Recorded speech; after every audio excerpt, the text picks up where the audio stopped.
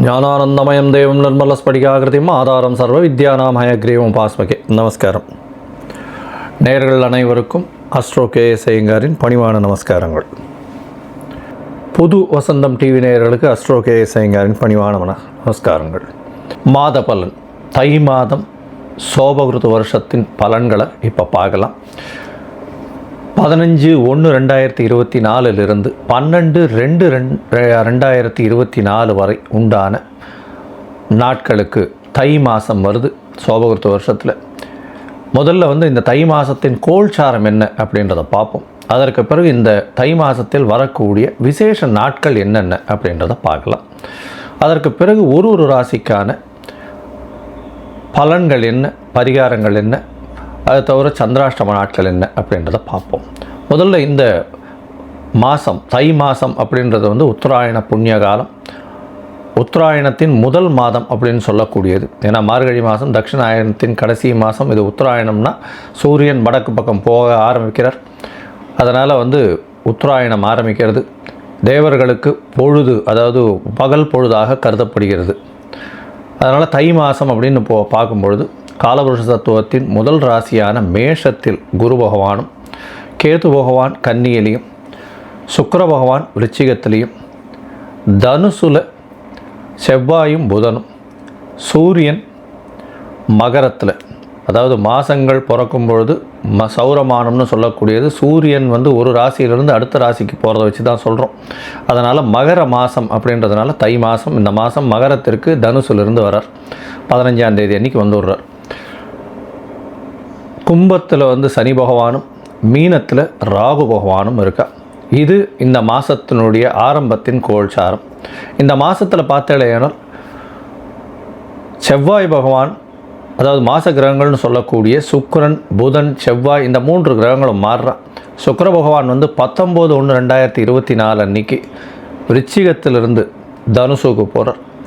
புத பகவான் 27/1/2024 அன்றைக்கி தனுசுலிருந்து மகரத்திற்கும், 4/2/2024 அன்றைக்கி செவ்வாய் பகவான் தனுசுலிருந்து மகரத்திற்கும் போகிறான்.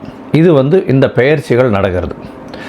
இதை தவிர பார்த்தேனால் இந்த பெயர்ச்சிகளை வச்சும் இந்த மாதம் என்னென்ன பலன் வருது, வருஷ கிரகங்களை வச்சும் இந்த மாத கிரகங்களையும் வச்சும் என்ன பலன்கள் வருது அப்படின்றத பார்க்கலாம்.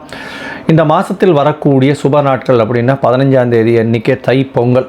தைப்பொங்கல் பொங்கப்பானை வைக்கக்கூடிய நேரம்னு பார்த்தேன்னா காத்தால 6:30லேருந்து 7:30, அதாவது 6:30லேருந்து 7:30 சந்திரஹோரம் வரும். திங்கக்கிழமை வர்றதுனால சந்திரஹோரம் வரும்.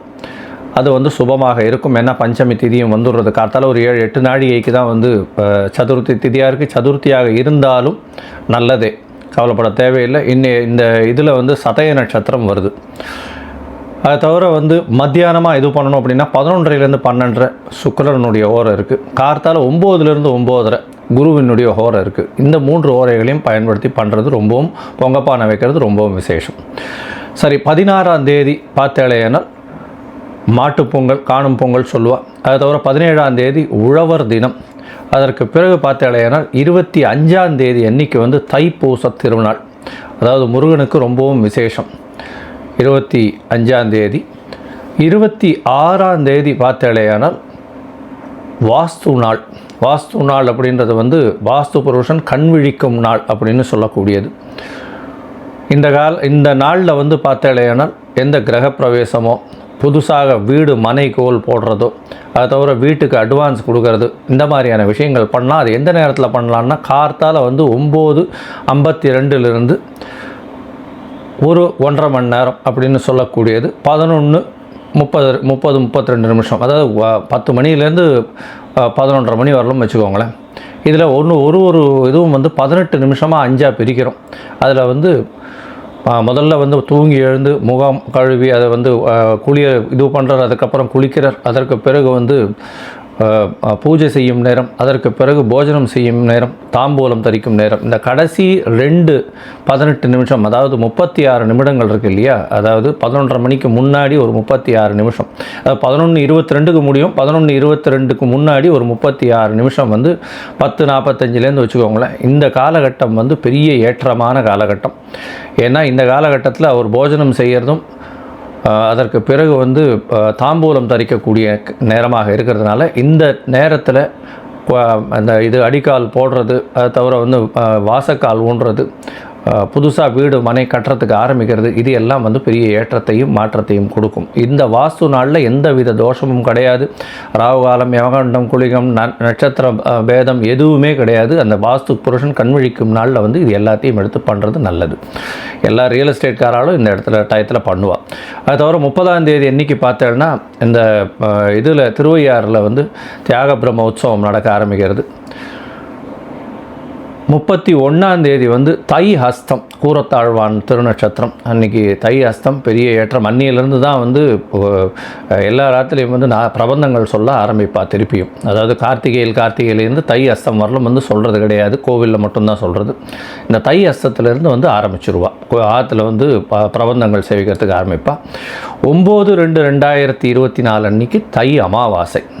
இது வந்து ஒரு பெரிய ஏற்றமான விஷயம். ஏன்னா தை அமாவாசை பித்ருக்களுக்கு கொடுக்க வேண்டிய கர்மாக்களை செய்ய வேண்டியது, பெற்றோர்கள் இல்லாதவர்கள் செய்ய வேண்டிய கர்மா. பொதுவாகவே பார்த்தாலேனா 3 அமாவாசைகள் ரொம்பவும் முக்கியமானது. எல்லா அமாவாசையும் ரொம்ப முக்கியம், அதில் 3 அமாவாசைகள் ரொம்பவும் முக்கியம். அதாவது ஆடி அமாவாசை, புரட்டாசி அமாவாசை, தை அமாவாசை, இந்த 3 ரொம்பவும் முக்கியம். இந்த 3ம் வந்து கண்டிப்பாக வந்து பித்ருக்களுக்கு செய்ய வேண்டிய கடன்களை கண்டிப்பாக செய்யணும். யாராவது அதாவது பேரண்ட்ஸ் இல்லாதவங்க இது பண்ணலை அப்படின்னா அவர்களுக்கு வரக்கூடிய சந்ததிகளில் பார்த்தேன்னா 5ஆம் இடம் 9ஆம் இடம்னு சொல்லக்கூடிய பித்ருக்கார, அதாவது பூர்வ புண்ணியஸ்தானமும் சரி பாக்கியஸ்தானமும் சரி பாதிக்கப்படக்கூடிய வாய்ப்புகள் மிகவும் அதிகம்.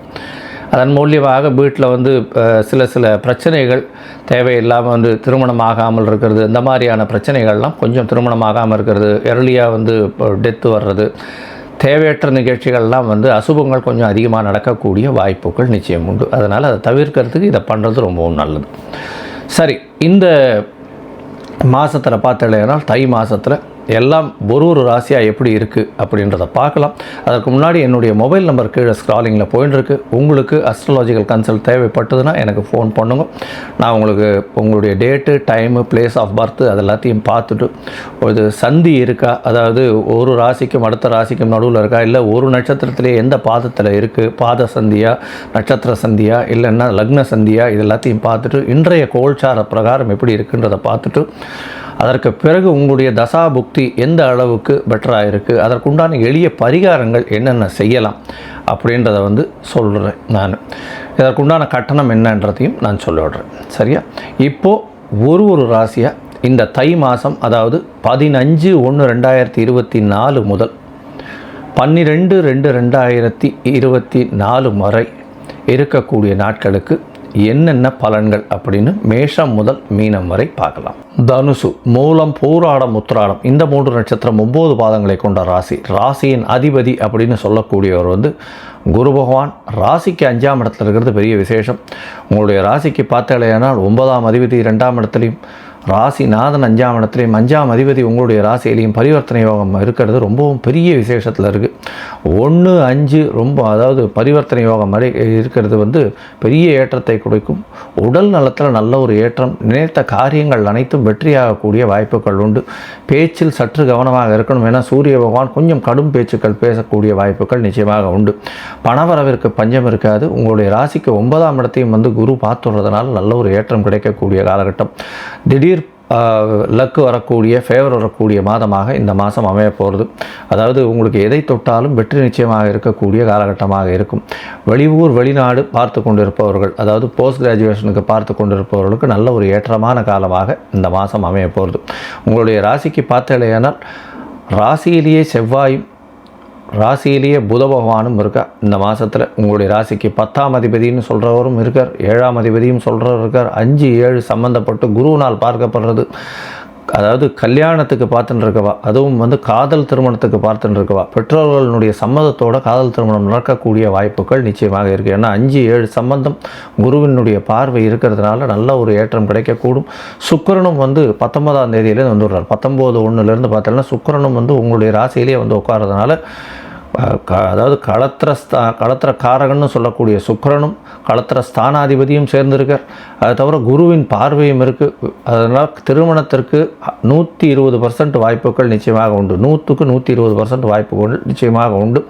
திருமணத்திற்கு பார்த்து கொண்டிருப்பவர்களுக்கு கண்டிப்பாக திருமணம் நிறைவேறும். இதை தவிர காதலித்து திருமணத்திற்கு பார்த்து கொண்டிருப்பவர்கள் பெற்றோர்களுடைய சம்மதத்துடன் ஆகக்கூடிய வாய்ப்புகள் நிச்சயமாக உண்டு. இந்த மாதம் பார்த்தேனால் பொதுவாக மாத கிரகங்கள்னு சொல்லக்கூடிய சுக்கிரன், சூரியன், செவ்வாய் மற்றும் புதன், இந்த 4 கிரகங்களை பற்றி பார்ப்போம். 4 கிரகங்களை பற்றி பார்க்கும்பொழுது சூரிய பகவான் உங்களுடைய ராசிக்கு 9ஆம் அதிபதி 2ஆம் இடத்துல இருக்கிறதுனால தந்தையின் மூலியமாக பொருள் வரவு நல்லபடியாக இருக்கும். குடும்பத்தில் நல்ல ஒரு ஏற்றம் இருக்கக்கூடிய காலகட்டமாக இருக்குது. குடும்பத்தில் அந்யோன்யம் இருக்கக்கூடிய காலகட்டமாக இருக்கும். எல்லாரோடையும் சேர்ந்து கணவன் மனைவியிடையே நல்ல ஒரு அந்யோன்யம் இருக்கக்கூடிய காலகட்டம். சுக்கிர பகவான் உங்களுடைய ராசியிலிருந்து குரு பகவானால் பார்க்கப்படுறதுனால நல்ல ஒரு ஏற்றம் கிடைக்கக்கூடிய காலகட்டமாக இருக்குது. உங்களுடைய ராசிக்கு பார்த்தாலேனால் இந்த மாதம் மொத்தம், அதாவது தை மாதம் மொத்தமே கிட்டத்தட்ட, அதாவது 4/2/2024 வரலும் பார்த்தோம்னா செவ்வாய் பகவான் உங்களுடைய ராசியிலே இருந்துள்ளார். அதனால் பரிவர்த்தனை யோகம் ரொம்ப அபரிமிதமாக இருக்கிறதுனால இந்த ரியல் எஸ்டேட் துறையில் இருக்கிறவா, அதை தவிர இந்த அக்கௌண்டிங், சாப், இந்த மாதிரியான அக்கௌண்டிங்கில் இருக்கிறவா, கோல்ட் ஸ்மித்து, பொற்கொள்ளர்கள், அதை தவிர பேங்க்கில் ஒர்க் பண்ணுறவா, பொன் நகைகள் விற்கிறவா, இவாளுக்கெல்லாம் பெரிய ஏற்றமாக இருக்கும். கோல்டு ஸ்மித்துக்கு பெரிய ஏற்றம் கிடைக்கக்கூடிய காலகட்டமாக இருக்குது. இந்த மாதத்தில் பார்த்தேனால் சுக்கிரனும் உங்களுடைய ராசியில் வர்றதுனால வைர வியாபாரிகளுக்கு பெரிய ஏற்றம் கிடைக்கக்கூடிய காலகட்டம். வைரம் விலையேறக்கூடிய வாய்ப்புகள் நிச்சயமாக உண்டு. உங்களுடைய ராசிக்கு பார்த்தேனால் உடல்நிலையில் நல்ல ஒரு ஏற்றம் இருக்கும். இளைய சகோதரம் மூலியமாக நல்ல ஒரு ஏற்றம் கிடைக்கக்கூடிய காலகட்டம். 3ஆம் அதிபதி 3ஆம் இடத்தில் ஆட்சி பெற்று இருக்கிறதுனால எல்லா விதமான முயற்சிகளும் உங்களுக்கு வெற்றி பெறக்கூடிய வாய்ப்புகள் நிச்சயமாக உண்டு. படிக்கக்கூடிய மாணவர்கள் சற்று கவனத்தோடு படிக்கிறது நல்லது. 4ஆம் இடத்துல ராகு பகவான் இருக்கிறதுனால சற்று, அதாவது ஓவர் கான்ஃபிடென்ஸ் அப்படின்னு சொல்லக்கூடிய, நம்மளால் எல்லாமே முடியும் அப்படின்னு நினைக்கக்கூடிய அளவிற்கு இருக்கக்கூடிய வாய்ப்புகள் நிச்சயமாக உண்டு. ஒரு பாடத்தை ஒரு தடவைக்கு 4 தரமோ 10 தரமோ படிக்கிறது ரொம்பவும் நல்லது. இதை தவிர பார்த்தாலேனால் 5ஆம் இடத்தில் இருக்கக்கூடிய குரு பகவான் குழந்தை பிராப்தி நிச்சயமாக கொடுப்பார். அதாவது இதுவரையிலும் குழந்தை இல்லாதவர்கள், குழந்தைக்கு பார்த்து கொண்டிருப்பவர்கள் கண்டிப்பாக குழந்தை பிராப்தி ஏற்படக்கூடிய வாய்ப்புகள் உண்டு. உங்களுடைய ராசிக்கு 10ஆம் இடத்துல கேது பகவான் இருக்கார். அதனால் புதிய தொழில் அமையக்கூடிய வாய்ப்புகள் உண்டு. புதிய தொழிலில் வேற்று மதத்தினர், வேற்று ஜாதியினர் இவர்கள்லாம் வரக்கூடிய வாய்ப்புகள் உண்டு. வெளிநாடு போகக்கூடிய பாக்கியம் நிச்சயமாக உண்டு. ஏன்னா 12ஆம் அதிபதியும் ராசியிலிருந்து குருவின் பார்வையில் இருக்கிறதுனால நல்ல ஒரு ஏற்றம் கிடைக்கக்கூடிய காலகட்டமாக இருக்குது.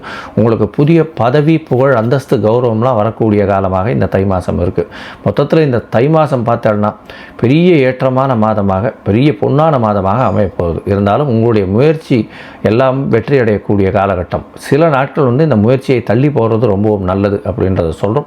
இந்த தனுசு ராசிக்காரர்களுக்கு பார்த்தோம்னா 25/1/2024, 26/1/2024, 27/1/2024 இந்த 3 நாட்களும் உங்களுடைய புது முயற்சிகளை தவிர்ப்பதும், வெளியூர் வெளிமாநில பிரயாணங்களை தவிர்ப்பதும் ரொம்பவும் நல்லது. ஏன்னா இந்த 3 நாட்கள் சந்திராஷ்டம நாட்கள்னு சொல்கிறோம். சந்திராஷ்டம நாட்கள் அப்படின்றதுனால நிச்சயமாக தடங்கள் வரும். அதனால் சந்திர பகவானுக்கு உண்டான பிரீத்தியை பண்ணுறது ரொம்பவும் நல்லது.